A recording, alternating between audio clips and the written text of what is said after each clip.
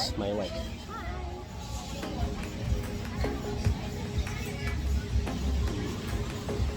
Okay.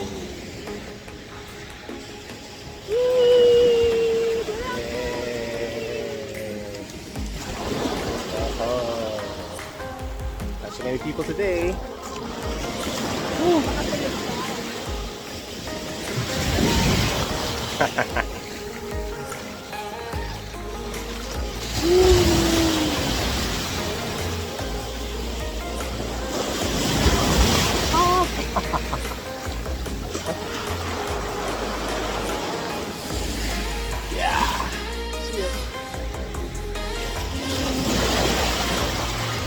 The water.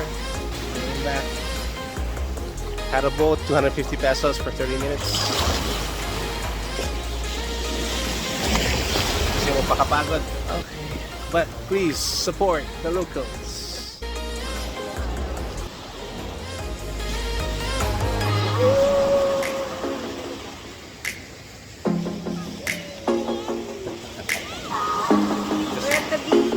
Just finished our swim. Thanks for some lipas.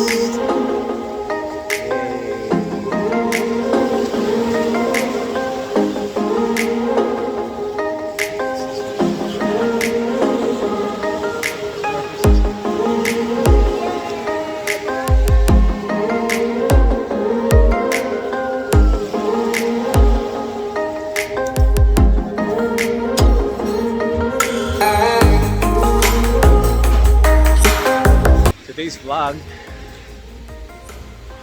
we're gonna walk and talk about the biggest lessons we've learned in 2021 as the year ends. First lesson: if you want to make God laugh, make some long-term plans. If you want to make God laugh, make some long-term plans. I mean, it's not bad to make some long-term plans because without vision, people perish. You need to cast that vision for your family, for your company, for your organization. But just as King Solomon said, many are the plans in a man's heart, but it's God's purpose that prevails. And that's what I learned. So I made some long-term commitments, which I kind of regret because those were part of my plans. Just need pa long-term, like 3 years committing to a contract. And now it's just in the second year and I want to get out of it. When I could have just had like a 1-year contract and just renewed it every year. But I was so sure hands were just to retain and maintain the contract for 3 years, pero wala. Things change. We didn't know that there would be a pandemic. And this pandemic is part of God's purpose.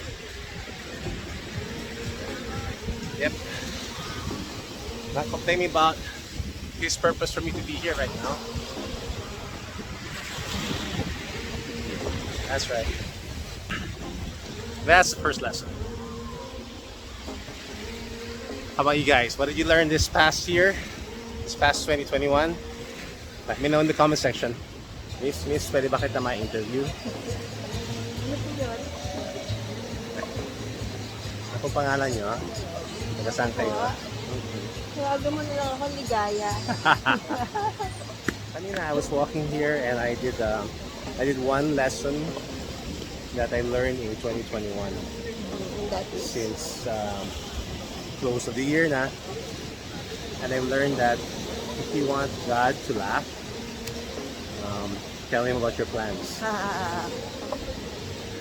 So I mentioned about one of my favorite verses, Proverbs 19:21. Many are the plans in a man's heart, but it's God's purpose that prevails. So that's one of the biggest lessons for the year. It's really God's purposes that always prevails. How about you? What's the top of mind lesson for 2021 for you as we close the year? Mine is trust. Trust. Trust and surrender. Trust and surrender. Okay. Can you expound?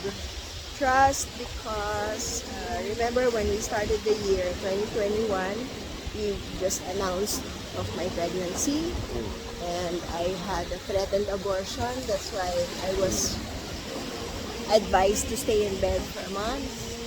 And just my